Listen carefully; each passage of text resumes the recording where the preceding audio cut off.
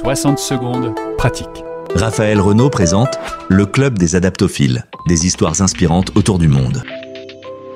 Bonjour les amis, je vous emmène aujourd'hui à Vitry-en-Artois, un petit village du nord de la France, pour vous raconter l'histoire de Marc, un homme qui a toujours repoussé ses rêves pour finir ne jamais les réaliser.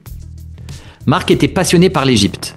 Depuis tout petit, il rêvait de voir les pyramides, de marcher dans la vallée des rois, de naviguer sur le Nil au coucher du soleil. Mais la vie, comme pour beaucoup d'entre nous, a mis son rêve en pause.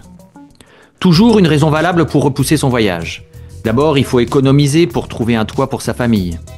Puis il faut payer les factures et permettre à ses proches de profiter de vacances. Enfin, il faut mettre de l'argent de côté pour financer les études de ses enfants devenus grands. Il se disait toujours « quand j'aurai plus d'argent, quand j'aurai plus de temps ». Et finalement, il avait décidé que son grand voyage, il le ferait à la retraite.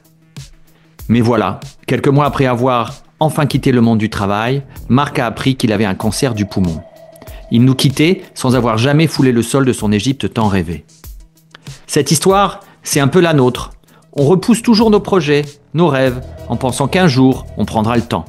Mais la vérité, c'est que ce jour, bien souvent, n'arrive jamais. Alors la prochaine fois que vous pensez à vos projets ou à vos rêves, sortez de votre zone de confort. Osez, planifiez, réalisez. La vraie prison n'est pas celle des obligations, mais c'est celle qu'on se construit soi-même avec de faux prétextes. Pour Marc, c'est trop tard. Il n'a jamais vu l'Égypte. Mais pour vous, quel est votre rêve? Et surtout, qu'attendez-vous pour le vivre? Je vous retrouve très bientôt pour de nouvelles histoires inspirantes autour du monde.